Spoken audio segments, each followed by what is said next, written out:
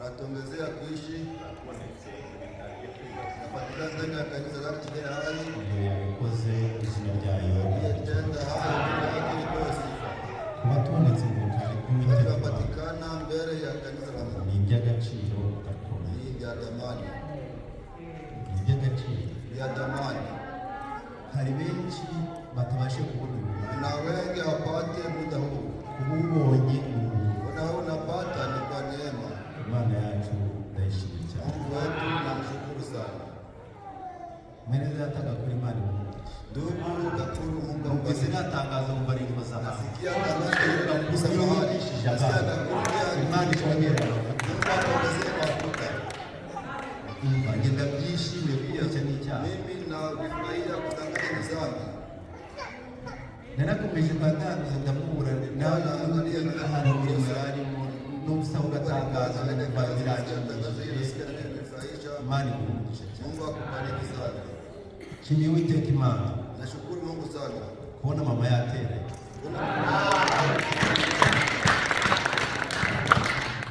hari umunsi wageze mukuraho ibiganza. Kuna siku ilifika kasa namtosha kwa mikono sana avuga ati birarana ninasema binaisha ndabati ibambi nikisha ndavuga ngo kabisa birarangiye. Sinzi umuntu twaganiriye ndavuga ati ubu mama agiye ntabwo navuga ngaragiye mtu tuliongea na sasa hari igihe yarwaye agera kure kuna wakati Imana ikamari mbali muri umunsi Imana nishima kumutwara sasa leo Mungu akifurahia kumchukua inakuwa ni sawa unako birari vizuri mimi naona hiyo yagaruka mu singejua none ngo mbona ya ndani ya hekalu na tena naona yabikoze ahabicyuye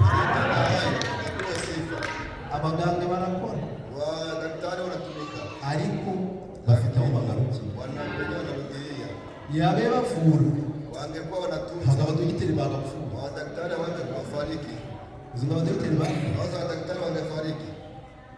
Kera birambiza habaga mudohinde bitaga Mari. Zamani birambiza kwa daktari aitwa Mariko alikuwa kabisa mtunzaji. Ariko niba kiri osimbizi lakini kama kirari hai sijue kuki bapfa kwa nini wanafariki batavura aho bavura Uwiteka Imana ndiye anatunza. Imana niyo dogiteri Mungu ndiye daktari atavuye kama atunze mgonjwa hakuna. Iyo Mana yacu rero ihabwa icyubahiro mu izina rya Yesu Kristo. Ndabona natwe twese twabonetse mu bigari by'Uwiteka Imana ni iby'agaciro gakomeye yabidukoreye turayishimiye cyane mu izina rya Yesu Kristo.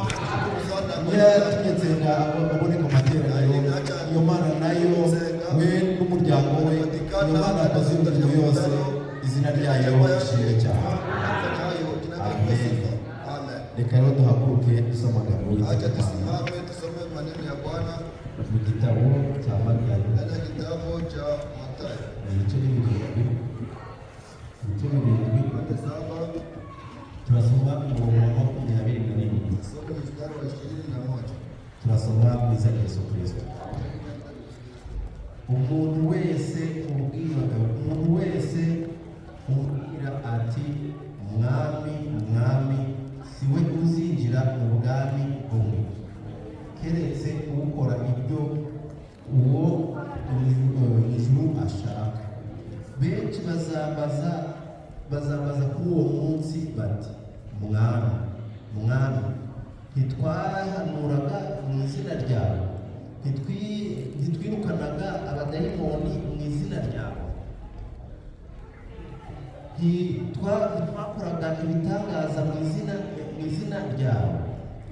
Nibwo nzaberurira nti sinigeze kubamenya, mwumve imbere mwakozi z'ibinyumwe. Amen.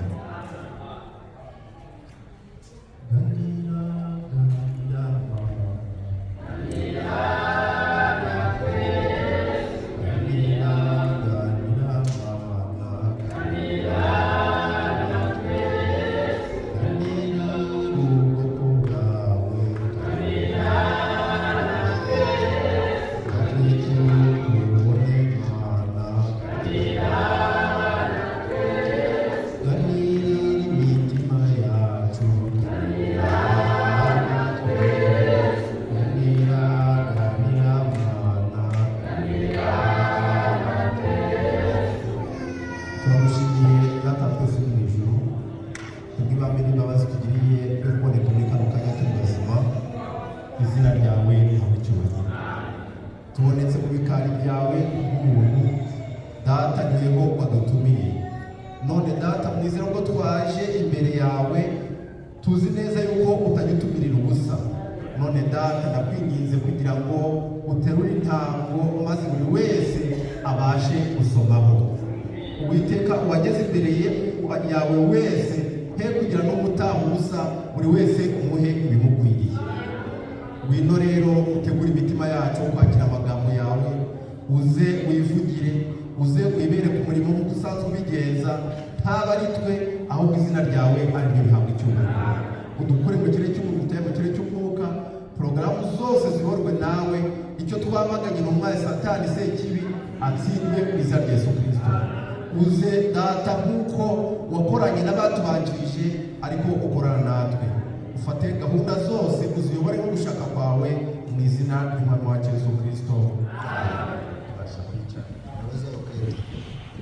Izina ry'Uwiteka Imana ntabwo icyubahiro mu izina ry'umwami wacu Yesu Kristo. Turabaramukije rero muri iryo zina ngo Uwiteka Imana ahabwa icyubahiro. Amen. Abari gusinzira bihangane, nubona umwana atera umutwe ibyo kurya bigeze ku meza, hazaba ari question, aho bari akabazo kuko ibyo kurya bigeze ku meza. Buri mwana wese aharanira gukoramo, kandi reba ikibazo Satani afite amayeri. Satani afite amayeri akomeye, ikamuteza dayimoni wo gusinzira, ariko ikagusigira kuvuga ngo ujye ubereka ko uri kumva. Bavuga ngo amen, bakisema amen, nawe natikisa kichwa, kugira kujijisha kabisa kuwaswali, kandi nturi kumva, ariko yagusigiye kwara yagusigiza umutwe ngo natikisa kichwa. Ngo mudayimoni ile pepo ni mubi, ni mbaya, ndamubesha kwa kumva, nitamdanganya kama nabari kumwiza, ndabesha kwa kumva, ndamdanganya kama yuko nasikia kauli yasi, na tena yeye alishasinzia. Uzuguzi ikibazo hata kama yeye shida, Imana tulindo kudayimoni. Mungu atakushia pepo iyo tugarutse imbere y'Imana, ariko ejo twari hano injara turwa mari hapa bari kutubwira bati ubuhamya bwawe nawe burakenewe, ubuhamya bwawe bene data burakenewe, ubuhamya bwawe mushiki wanjye burakenewe.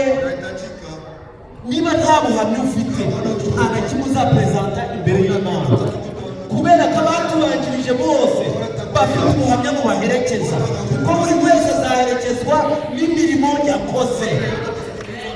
Ntabwo urarinjemo nta mirimo, ibindi nyereka kwizera kwawe kutagira imirimo, reka kubera kwizera kwanjye guherekezwa n'imirimo. Niba ubuhamya bwa buri wese buzaherekezwa n'ibyo yakoze. Oya byumve neza, Burahamu ubuhamya bwe buri kuvuga yuko yemeye gutamba Isaka, atamba Isaka ari umwana w'ikinege nta wundi afite, ariko aremera kuzamukana Moriya atitaye kuba nta wundi afite, atitaye ku cyari cyo cyose. Ni ukuvuga bitari yitayeho bwari ubushake bw'Uwiteka Imana. Imana ari bwite singikeneye umubabwe w'intama, kandi uw'inka nkeneye, kandi uw'inka nkeneye, icyo nkeneye mtoto yako, umwana wawe niwe nshaka, nshaka mu mutwi, nataka umulunguze. Niwe ushaka, uyu ariwe nari mfite, ariwe unsetsa, none niwe ushaka, uyu aramwitegereza, harya unagize imyaka 90 ntawe gira, nilikuwa na miaka 96 ubonye naracuze, nambona nanisha kabisa. Uyu mugabo turicaye munsi y'igiti uyu mwana bakatupatiragamo mwabira biti bya mango, chini ya miti ya mango, amaze kurya inyama, hariye n'ubugari, arabwira ati kigiye kuzamukana kama yengine kugutwikira umva ndamutwika nongere mutwika nyongeze umulunguze. Aramuzamura ntambikira, aramupandisha bila kucheza, aramuherekeza, aramusindikiza, ati cyuma ikora n'ingizi ya gutwika, beba na makuni takuruza, yafunga yambe umutwi ule kupatia, alisema nikulunguze. Aramuzamura, anampandisha mlima, amunyeje kuri Moriya, amunyeje mlima Moriya, aramubuha, anamufunga. Ariko akiri muzabana nta gitambo, atakora mubemba, anasema nicyo gitambo mujye mwigisha abana banyu gusenga, abana banyu mujye mubigisha gusenga. Mwati ko twikoreye indoto tukadufite n'icyuma, ariko igitambo kiriye abati Uwiteka Imana nyine irakibonera. Ujye mwigisha abana banyu gusenga, kuko aho wibagiwe umwana yakwibutsa. Uzima si ukuri, ufite agakobwa gatoya n'akabiti kadogo hapa kakitwa twaraho kuryama, kananyekea tunaenda kulala, turyamye tutarazi nalala bila kuomba. Upapa mwenyewe kureka motsemba, baba acha mimi niombe, kureka tsemba niombe. Umva byamunde yo kasenga, napenda katika naomba. Mico gituma umwana wese akwiye kwigishwa imico y'iwabo. Utamwigisha imico y'iwanyu mbere y'igihe azarira saa utayimenya, atazeeka bila kujua. Agezeyo wanafika, rero tubaka igicaniro, sasa tujenge madhabahu. Isaka sana mabu, Isaka analeta mawe, anapatia baba yake,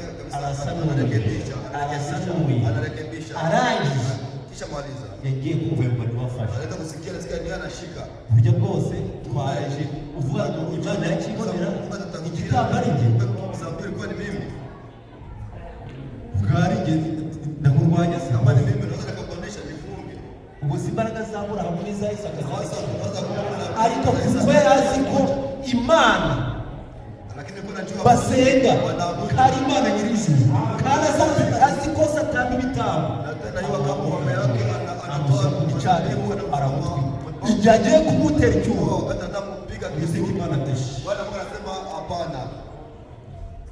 uri umwana w'intama, nguriye bari gutanga. Ubuhamya bwawe nawe Burahamu uyu munsi wa none turamuririmba kubera ubuhamya bwe bwiza.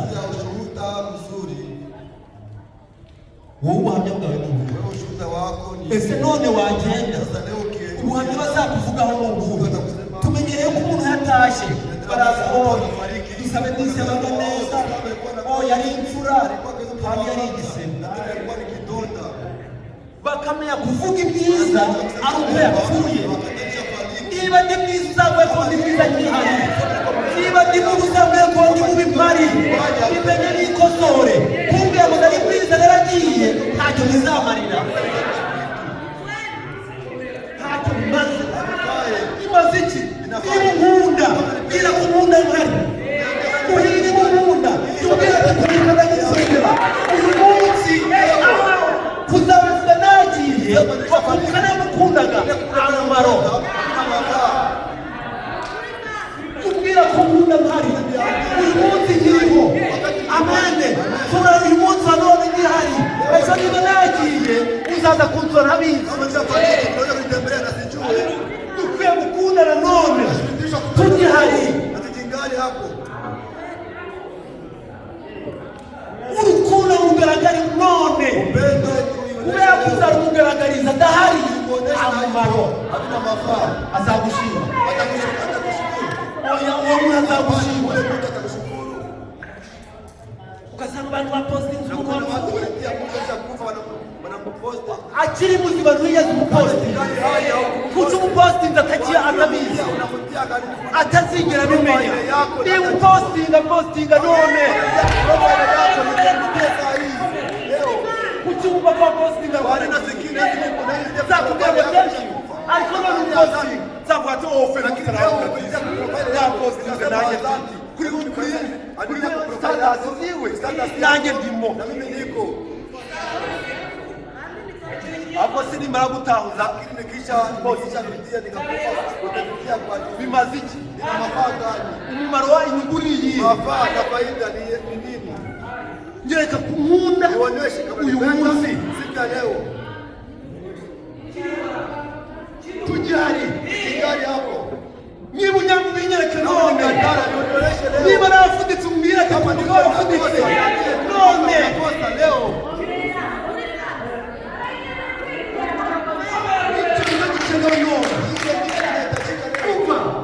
Ubuhamya bwawe nta nubwo buzaguherekeza, ntabwo uzaherekezwa n'amagambo y'imfabusa. Ibyo bavuga hariya ntacyo bizakumarira. Ibyo ufiteho kimaze ni ubuhamya bwawe bwakubonetseho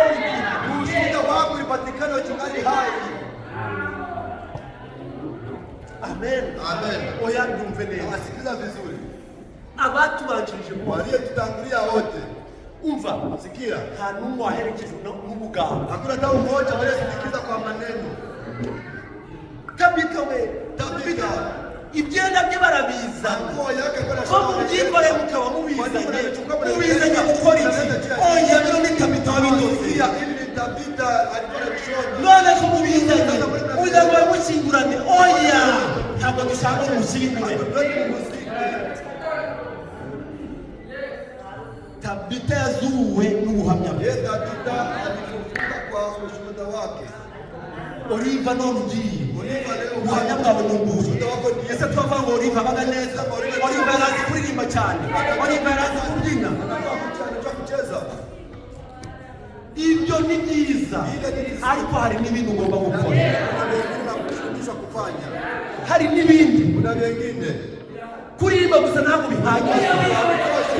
Kupiga gitari ntabwo bihagije. Yego nabyo ni byiza, guterana ni byiza, ariko ntibihagije. Hari n'ibindi mugomba gukora.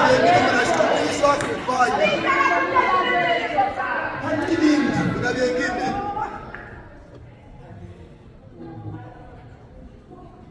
Oya reba nawe wabonye umukiranutsi wawe, wamubonye bye.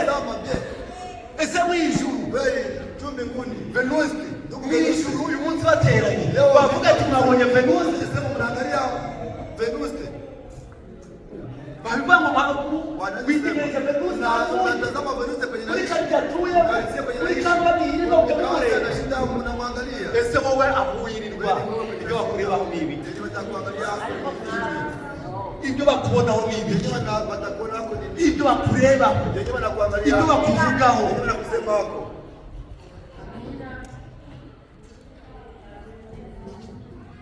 Kubera ko uko abantu bakubona niko n'Imana ikubona. uko abantu bakubona uko niko n'Imana ikubona. Nshobora kwifofera kuri Ashera ariko imbere y'Imana ntabwo ndayifoferaho, kubera ko uko Ashera mbona imyitwarire yanjye, uko ayireba, uko mwene data mbona, niko n'Imana ikureba. Abantu bati nyarunaka n'ibasebe bakaba badukumbuka n'umugome, bakaba baduriye uriya ni umurozi. Umva no mu ijuru banakuva mu murozi. Unarese ngo cyangwa Imana cyangwa Imana irazima kuko nta muntu ujya ntabikubona n'amagambo yawe ubwayo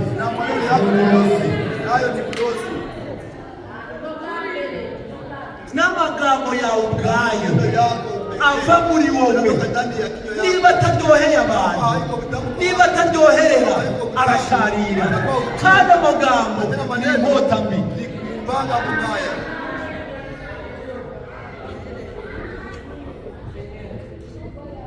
Tukwiye kuryoherera imbere y'abashiki bacu, imbere ya bene data, tukaryoha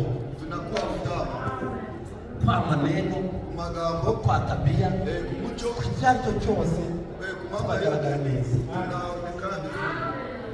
Mana tufashe cyane. Mungu akusaidie sana.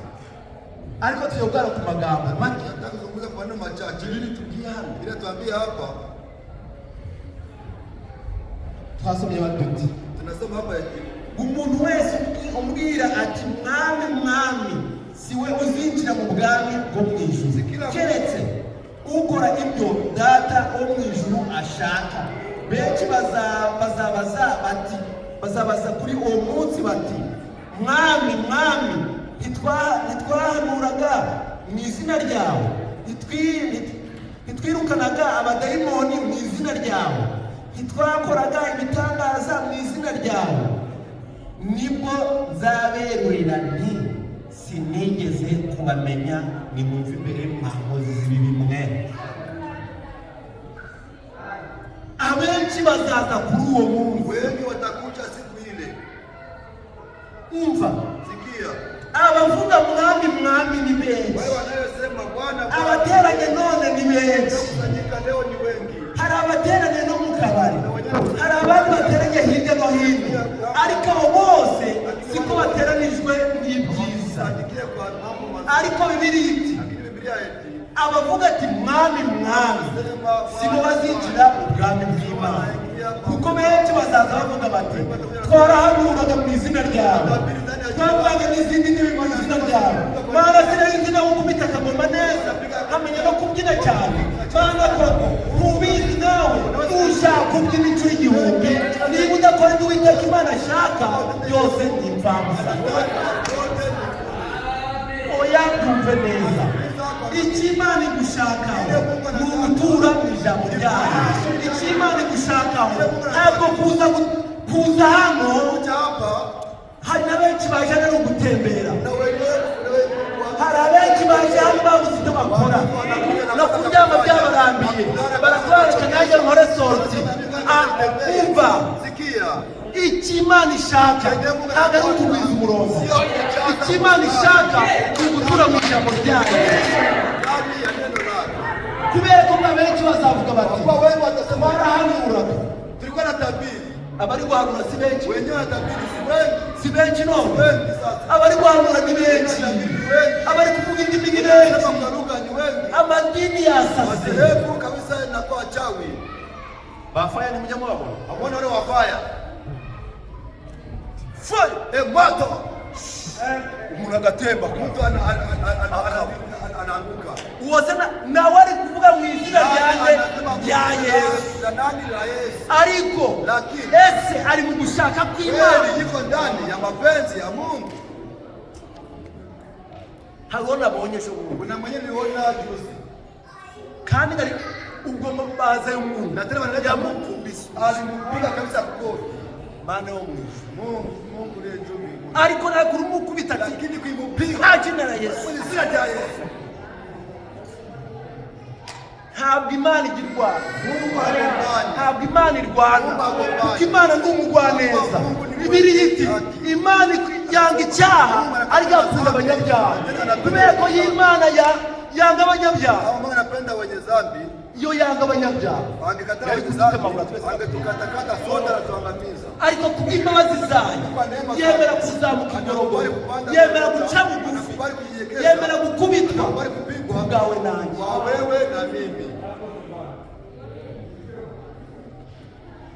Uyu munsi wa none bose baratera, tujya muri Pasika. Abandi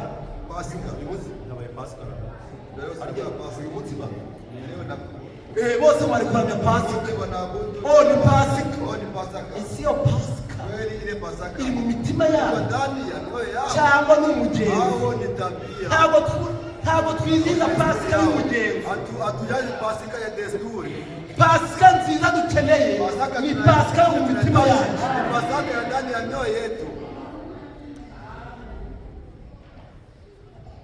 Nawe kuvuga ngo kuza gusenga, gasokoza byera, gakenyera neza nk'abasenga, ni byiza. Ariko se uko ukenyeye nuko washokoje no mu mutima nuko. Suzuma imibereho yawe, yuko washokoje neza, nuko wambaye ikoti neza, ariko wambaye no mu mutima. Kuko niba wambaye gutya inyuma, umutima nta birimo, byose bizeho, ntacyo bimaze. Imana ishaka kure. Umva, uyu munsi hano utabonye ikoti cyangwa yabyutse ubona ko watera, unaona vibaya utakusanyika. Imyenda yanjye ntabwo ifashe, Mambo yangu kabisa ikie pasi. Ntabwo nibijya gusenga. Sitaenda kuabudu. Iri bara narateguye kutambara. Sasa nilikuwa na alishakuvala aliko vizuri. Icyo ikikuzana kuzana kwerekana imyenda, ariko ikimana iri gushaka si imyenda yawe, kuko ikimana ikeneye umutima wawe. Umutima wa n'Imana ishaka, na imyenda yawe, ibyo ni ibishagari, ibyo inyenzi ziri burya, ibyo nta mumaro,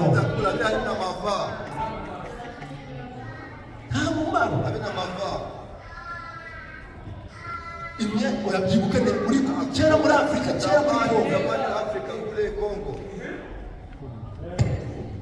umugabo avuye guhinga, mwanaume anatoka kuimba, yabucegeshe, anafunga kwa narafi hapa, nibiri nta n'inkweto, n'umuriro ugeze hano, agashaka ibishaba, anatafuta kabisa vile vimayani, anapanguza na shusha vile amazi, hakuna maji, turbi, si majani, agakuba, adiana anajipanguza, anapanguza. Ngajehe Anaenda wapi? Aje kwerekana costume, Kuonesha suti. Aje kwerekana costume. Aje kuonesha suti. Oya, hapana. Oya, ikimana irareba, ikimana irareba ni umutima wiwe, akajya guterana, atitaye navuye mu ijambo, atitaye ku burimiro bw'umuntu. Icyo yitayeho ari ikibuza mu mutima we. Naho wabyina ukarimbuka, wabwiriza ukarimbuka, warimbuka mukazinduka, wakubita ingoma ukagenda. Kubera iki? Niba utari mu bushake bw'Imana. Ababwirije ni benshi, abaririmbye ni benshi, ariko bose baratambutse. Ese none wowe uri igiki? Suzuma imibereho yawe, usuzume imigendere yawe, kuko nawe nutareba neza uzagenda n'abantu. Abo mwatangira urugendo ni benshi, kuba ugihari uri kuguza ni imbaraga zawe. Hari benshi bari bazi no kubwiriza,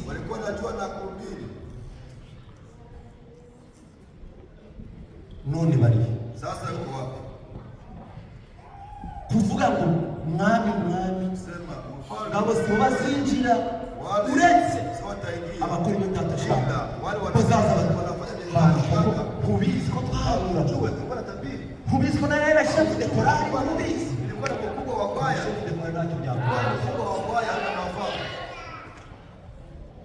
nigishaga n'indirimbo henye muri kwapo none njya no muri Uganda nkomeza kuba shefu korari Imana ngeze no muri Amerika biranakomeza ariko se no mu mutima niko bimeze kubera ko Imana ntabwo ireba itangiriro, Imana ireba iherezo. Ntabwo Imana iri kureba itangiriro abisirayeli bavuye mu gihugu cy'Egiputa bahavutse amanitse amaboko. Tunakwenda uri mwiza baramanuka bageze gato kuri Yorodani. Bageze gato kuri Yorodani. Yorodani nguyu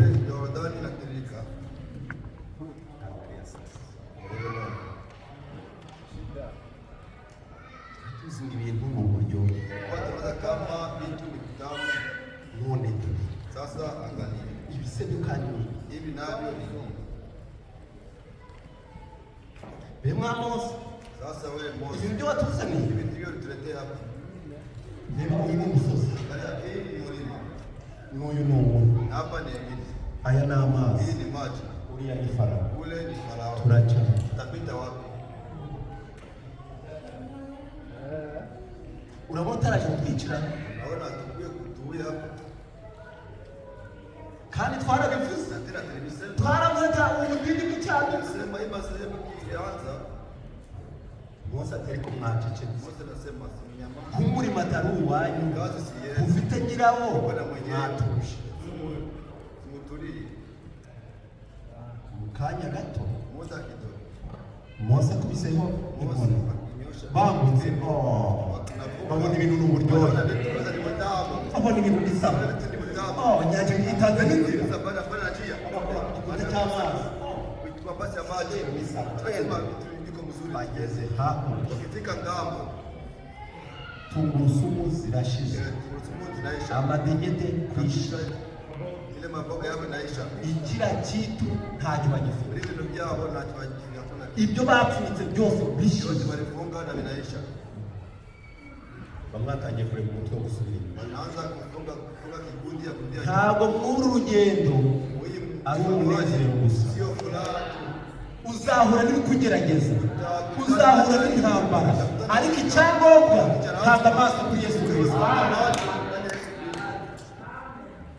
none ngo binyobeye, none iri toro kandi nari narijemo ngo rizamfasha, none ashaka batari kundeba katari kundeba ngo nanyishyuye n'inzu alipia na nyumba niba waraje cyangwa bazakwishyurira ushaka utayakira. uwaje akurikiye inyungu kuja napata kwa azacyura inyungu, ariko ijambo ntabwo azabona. kimwe n'uko n'umukobwa wawe udakurikiye umusore azaba umusore ariko ubugingo ntabwo, n'umuntu akurikiye umukobwa azaza kure umukobwa ariko nta bugingo. alipata binti, atapata binti lakini atapata uzima, kuko buri muntu wese icyamuzanye ntacyo azabona.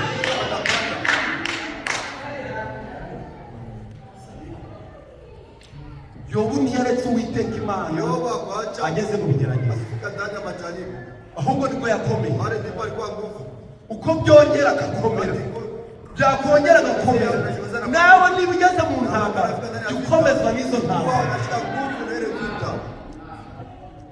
yumve neza unesha azambikwa inyenyeri, unesha azicana nanjye ku ntebe, unesha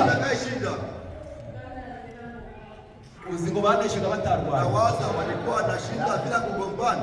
ubwo sheki iri kuza Napokueleza cheki na kucha kuna shida. ubu ngubu tumeze neza, twabuze n'inzu, ntabwo murembe, ibintu ni uburyohe. ejo mu gitondo Asubuhi.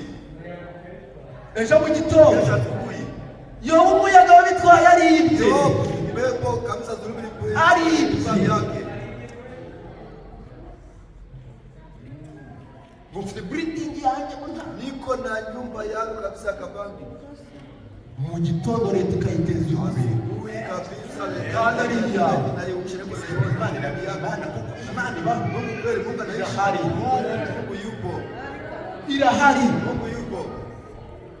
Wakwapirika akazi bakakwima. Unaenda Imana ihari. kazi, unakosa kazi na Mungu. Umwana wawe agapfa akagenda. Imana ireba. Umugabo wawe agacyaho. Imana iri kureba. Igakomeza ikitwa Imana. Kandi ukanavuga ati Mungu pewe sifa. Kubera iki? Niwe wabimpaye na niwe ubitwaye. Unanipatia ndio unachukua. Imana Kwa Mungu usigihomba. unawaza Mungu anakuwa na kiombo. Muri biriya harimo amagambo atwara. Bila kuna Basi ngo maneno. niba warakoze icyaha cy'uko hari. Unawaza kama unatenda dhambi unamfanya nini? Cyane barakiranutse. Kama ulikuwa mwenye Zibarika haki, yungu. unawaza ana faida nini? Gukiranuka ni inyungu zawe. Haki ni faida zako. Kuza gusenga ni inyungu zawe. Ntabwo ari iz'Imana. Sio faida ya Mungu. Ni faida zako. Ni nyungu yawe. Wazi utazi Imana ntihomba. Uja sipakuja Mungu apate kiombo. Kimwe nuko ugiye muri kampani. Kimoja kama unaenda kutanga Inyungu kazi. zo kugira ngo uzaboneshe. Faida upate N'imbere y'Imana yo waje. Ni inyungu zo kugira ngo uzabone ubugingo buhoraho. Nutaza urorere. Nuza kisalama. Nuza Imana ivuga ati wakoze waza. Ariko nutanaza ushaka uzabire. Penda uache.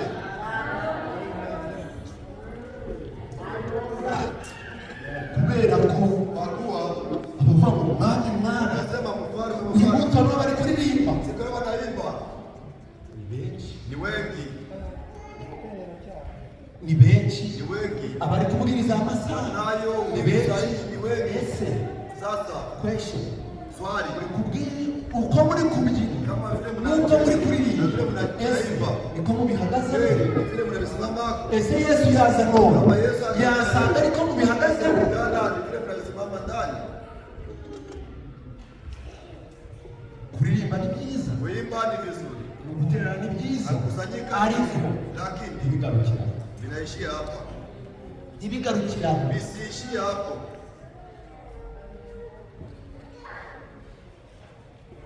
kumva ko wagiye gusenga Usikia unaenda kuabudu. ukumva ko bigarukira Unawaza unasikia vinaishia hapa. Haviishii hari hapo. n'ibindi Kuna vingine.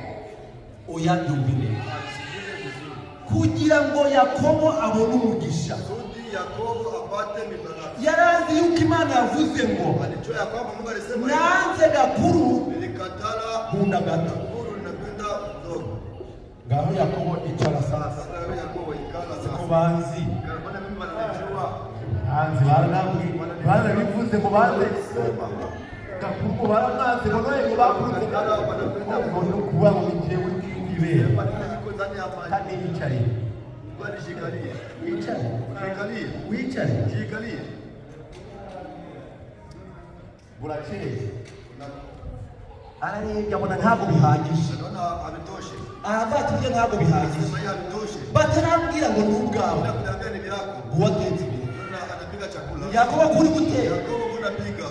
Hano hari ikintu ndi guharanira. Kuna kitu kabisa. Sindakigeraho. Sijakifikia. Sindakigeraho. Sijakifikia. Nese ibiryo mbere kiguhesha. Sasa hii chakula ndio tumepata. ngomba gutarayinda Kabisa nitajaribu.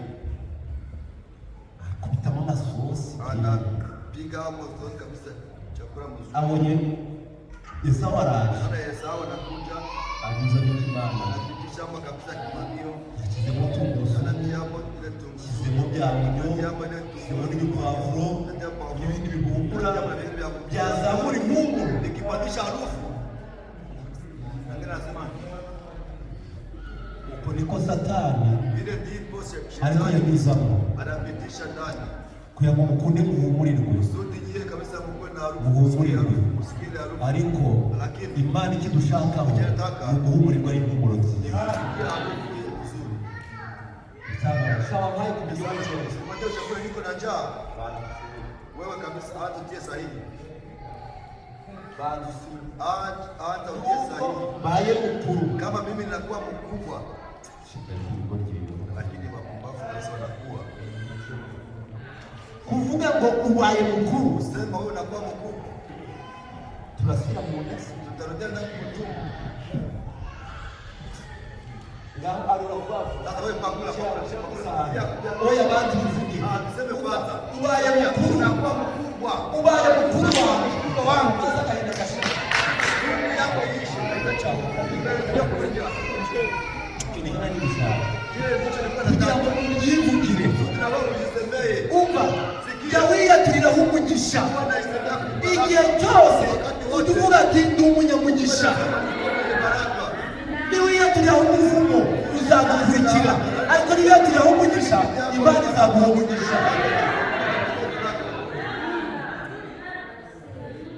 Bakubaza nati umuntu uzajya mu ijuru. Banakuuliza wewe unaona katika Imana ni Biblia anajua utabizi rero. Imana ni ubwo utazi kuzajyayo kama utaenda ukaba utihamiriza n'Imana ubwayo ntabwo uzi kuzajyayo. kama utaenda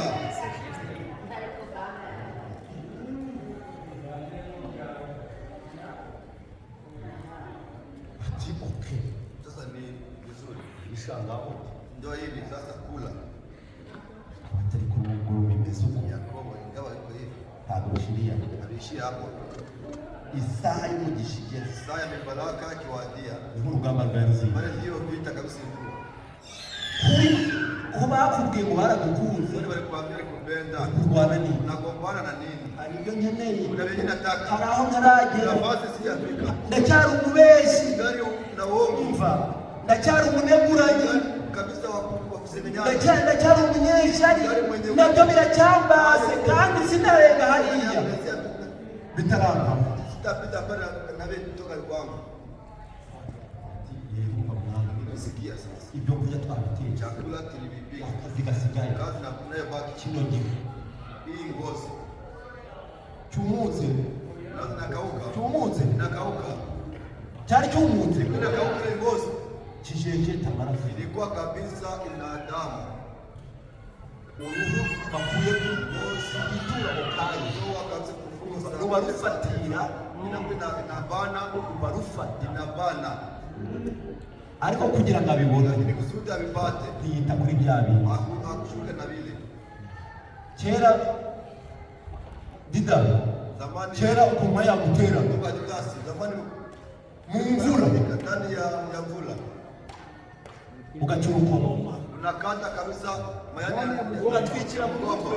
No kugira ngo bitatanyagire. ya kichwa na Biblia kuna Ahantu gato. basi nyingine Kuri gutoha uri kujya. uone uko na Uri kurwana n'iki? Wakugamye. Oya, ntabwo ndi bwugame. bwana mimi sitaenda Kubera ko hari ibyo ngiye gushaka. Ibyo ntafite iwanjye ngiye kujya kubihaha. naenda kuendea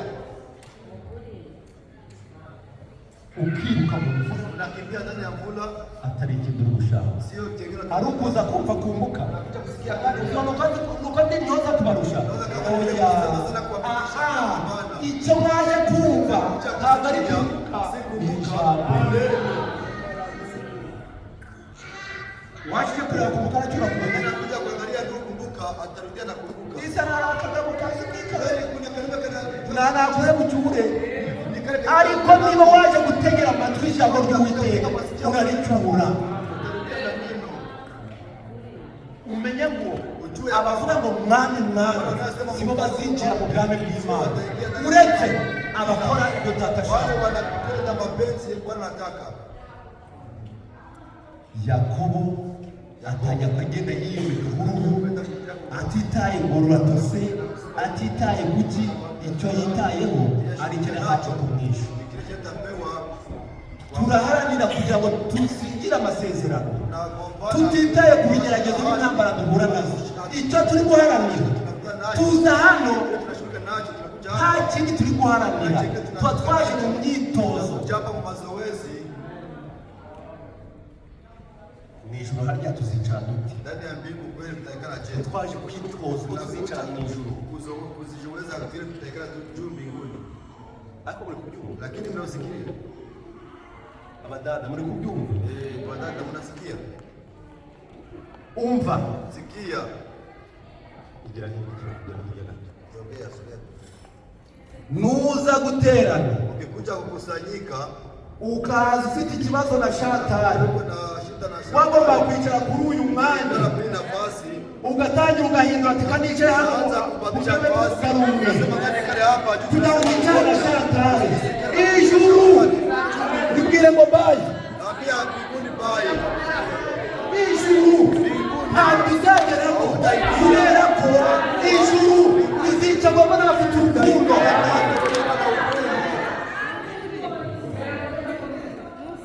Hano tuba twaje kwitoza uburyo tuzicara mu ijuru, ubwo tuzicara mu ijuru. Amen. Tuzicarana twese, ari abahutu, ari abatutsi, ari abatwa, umuntu wese twese tuzicarana pamoja. Kuko ijuru ni rimwe, ni moja. Ijuru ni rimwe, mbingu ni moja, n'abarijyamo ni bamwe, wamoja.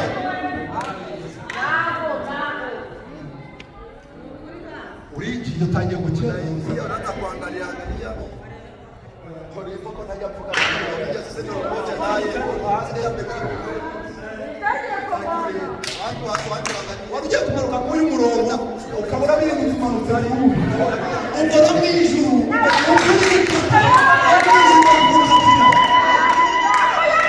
ukuri ukata ugenda ucenguza no mu ijuru umva na cyo mbinguni. Sikia, no baragukatira nabo kabisa.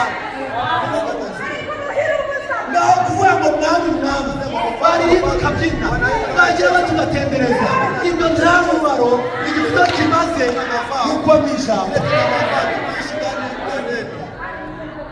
tuba twaje mu bwitonzi nakuja amazoezi ikibazo tuzicara dutegereza Mbinguni bicana runaka na runaka hitaye ngo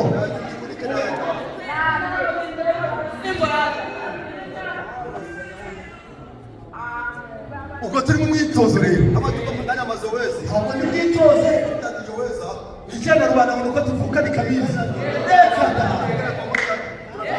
pamoja kabisa. none se buhihi Sasa yeye buhihi wari ukava muri cyankara oya icene data tangira n'ibiki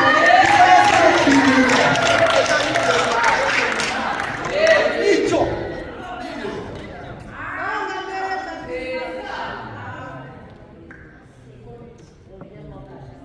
umva. sikia, Niba hari utakundaga kama kuna mwingine none uyu munsi umukunde utegetswe kunkunda upenda usipopenda ugomba kunkunda gahato utanipenda,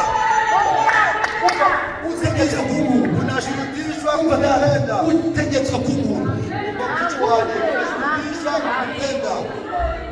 niba ni mwemezo Kama ni ndugu yako ukabona ko turijyanamo utegetswe unashurutishwa ubyangu bikunde niba utamundaga Gerard utegetswe kunkunda ibyange kupenda, biri kuri ko turijyanamo no kuza guterana pamoja no kuza kuririmba hano nta mumaro na kuimba havina mafaa.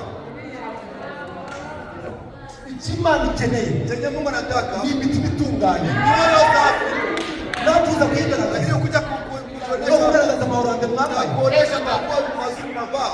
yuyamba rujyana muri kampani Kuna yawe wale wanaenda ndani ya kazi, kuna watu wengi.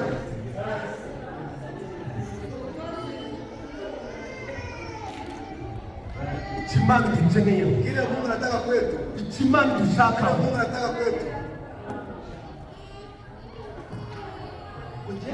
mimi ko najya kwa runaka Najua kama sasa nenda kwa fulani mimi naona siwezi enda. je niba najya kumusuhuza Nitaenda bizajya kumtembelea na sitaenda. umwanga Unajua vile mkatala. ni umwanzi se n'ijuru y'abantu Mkatala. ukumwanga Kama vile mkatala. ukumwanga ijuru ushaho kumukunda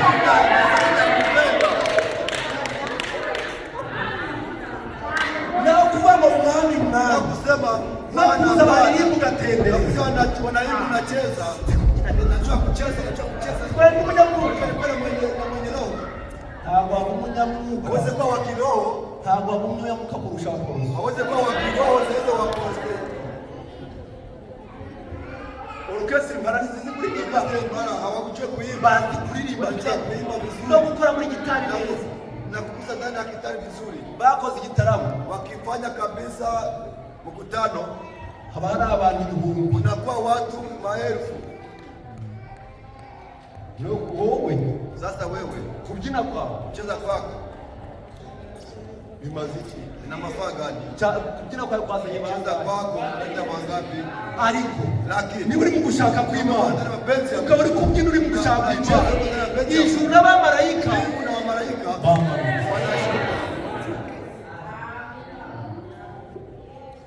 cy'Imana dushaka. kile Mungu anataka kwetu. Umva, Sikia, niba utakundaga umugore wawe, kama kwenda penda mke wako, umva, sikia, utegerezwa kumukunda upende usipopenda, kuko nutamukunda ari urubavu rwawe. yeye ni ubavu wako. Oya tumve neza, Sikiliza vizuri, ihene biratambutse mbuzi inapita umugore wawe na mke wake inaenda na mke wake anasema impyisi biraje umugore wawe. Imana yareba Adamu Anasema nta muntu wari anaona hakuna mtu naye. uyu muntu tubana Anasema kwa hiyo mimi tunaishi sikafite ubu jua kabisa hari ikintu ari kugura na kitu anasema nta mugore nta mugabo. hakuna mke hakuna bwana. Tumaze kuvamenya Kuna msema amen. nta mugore Hakuna mke nta mugabo, hakuna bwana. kimwe nuko nta mugabo nta mugore. Vile hakuna bwana hakuna mke. Ntabwo ari amen. Si amina. Ya amena, ya amena. Imana iramushinjirisha Mungu anapatia usingizi. ibizanye imushyira nkari Anamtia pale. Adamu Adamu, genda witega karagira mask nzima wewe ndiye mnyama jina.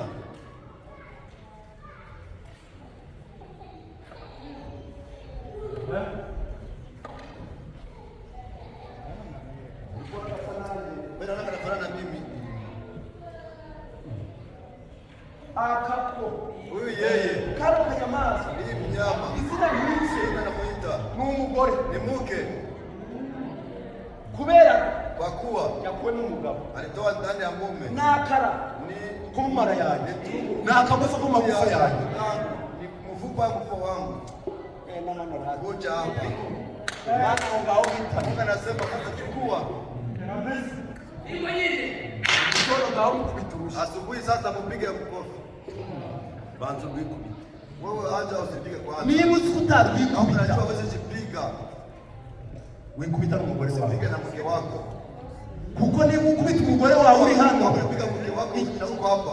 ujya gukora umuganda, Unakuja kufanya sala huko. tafadhali ujye wibera mu rugo. Wewe kabisa ushukue na shida kunyumba. Niba uri umugore Kama uko mke, ukaba utandagukira umugabo wawe kabisa muri bwana yako. muri Ndani upende wa muri ndani muri byo ndani ya vyote. Bado ni shida.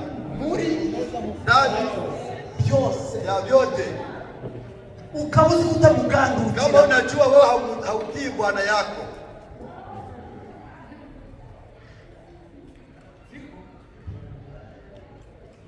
ukaba uzi kutamugandukira. wewe kama unajua ya kwamba hautii bwana yako. Sara yubahaga Aburahamu Sara akamugandukira muri byose, anamutii ndani ya akaravuga yote. ati mutware Anasema wanjye.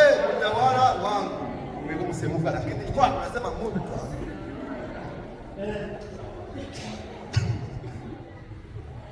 Mutware Munguti mutware Munguti. kubera kudashaka kumutuka byose, Upendi kumutukana yote, kuko wabuze ukuntu amubwira neza ukavuga ati reka mutukiremo, ndi kumubwira ngo agenda ndi kuvuga ngo ni mutware. nimwambia asijue, nimwambie Wariraje kujulifanyisha kwa nini unalikata? kulifupisha kule Unalikata kwa nini? kulifupisha uvuga umushoro wivuga mutware wawe niba ari igikoro kivuga ati ni mweusi mutware wawe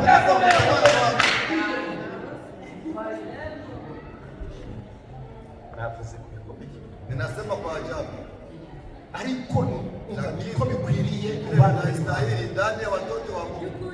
Niba tuyoborwa n'ijambo ry'Imana tujya tuyoborwa n'ijambo ry'Imana byose Kwa yote uyu munsi none ukirebera umugabo wawe ukatangira ukamuhema naanza kabisa kumzomea nk'umugayo na kabisa na uwo mugayo uri kumugaya bila kumzomea na ejo uzakugarukira jana hadi takurudilia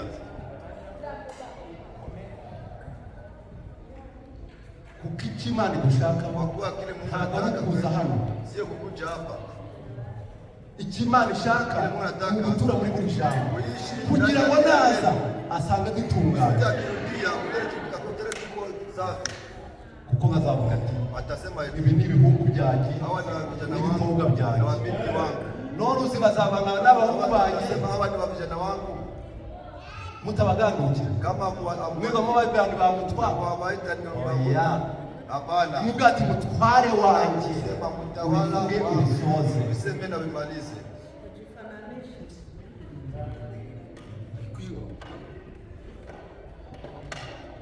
naho kuvuga ngo mwami tukaza hano tukabyina disi batubwirije disi twaririmbye neza Kuimba vizuri nta mumaro havina mafao. niba udatuye muri iryo jambo Shida nile neno. bakubwira uko bukeye n'uko bwije ukaba utarituye umenye ngo Tu ya kwamba tafadhali jani y'abana bazi ibyongereza bavuga ngo hajya bavuga mu cyongereza kandi bavuga ngo kujya out ngo twagiye out ya ninakuomba wewe kama uko natembea tembea kwa mahali pengine. mwe kujya muza gukora out Uko nakuja kama ni mu nzu y'Imana hapa ni Imana ishanga bajemo Mungu anataka kwenye baje muri out ya hano umva abajya out nziza bakaza hano anakuja hapa. ugeza kuyibwira ati Mana Kila mtu mwambia mfalme hari aho ntaratuka nafasi ya ndacyari umubeshyi ndacyari umunyeshuri ndacyari umuneguranye ndacyari umurozi ndacyari umusambanyi Mana ndakwifuza naje muri out Mana naje muri out ariko out najemo ni imbere yawe amen ni kimana dukeneye Imana ikeneye kugira ngo nataka ubwo turi mugeyo ndio utaenda tuzajya tuzi imyitozo uende na tunajua mazoezi neza vizuri mu ijuru mbinguni. tuzatugendana Kwa tunatembea umva sikia mbere y'uko zinjira mu mujyi mbele zingie ndani ya safina inyahuku kabisa paka n'imbeba na panya yaramanje kugitoreza iyi tugiye kujya hariya cyane amerwe yawe ntabwo urayinjirana hariya ubanza uyasike inyahuku iramanutse ariko imanutse yarangije imyitozo yagiye kureba inyuma ibona frere mbeba yayikurikiye uwo yaje aho ibundaraye frere mbeba nayo irazi y'ibunda bema ko bundara imbere y'inyahuku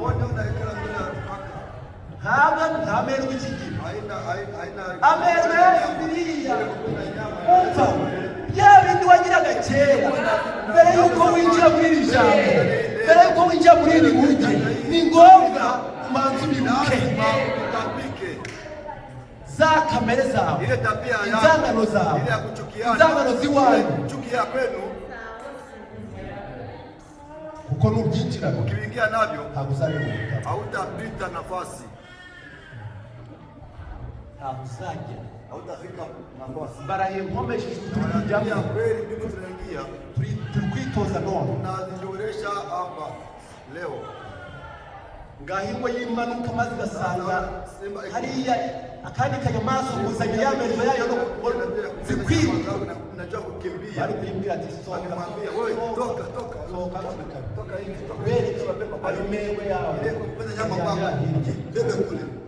bari kuyisohora Bangemutoa nje. ikanyagirira hanze Inaenda na ariko mbere yuko yinjira umva abona amenye kera walijua tangu zamani. narabatoranije Niliwachagua. abona atoranije Nilichagua. narabatsindishije abona atsindishije nabahaye ubwiza abona haye ubwiza abo Wale y'Imana yagutoranije wakati Mungu anakuchagua ikabiguhamagaye anakuita, iramanza ikakurutsa anakutapikisha, ikakurutsa anakutapikisha za kamere ile zawe tabia zako ziache. je Paulo kure nari Paulo kapiteni nilikuwa kapteni, ubu kapiteni bwawe ile kwa ukubwa wa kapteni ngo winjire hano hapa itapike kwanza, bamaze kumurutsa kisha kutapikisha. yaraye yishe Stefano Akilala na anaua Stefano, baramumanura wanamshusha, ari gukabaka anaenda na kusagusa. rema ko ari Sasa kapiteni mwana byabaye kwa bite kapteni mkubwa amekuwa je?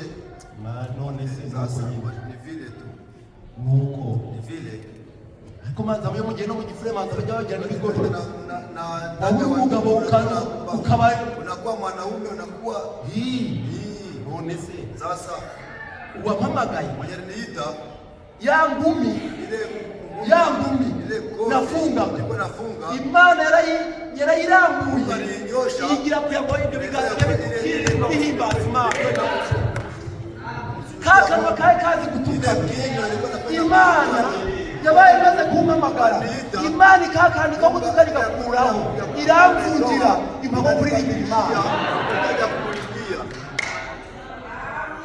abari kwinjira Imana iri kubanza kuba kwanza inawatambikisha. naho niba warinjiranye na byaje Sasa kama wewe unaingia na vile ntabwo uzareba umuntu hautafika mahali. Mungu awabariki. Mungu awabariki.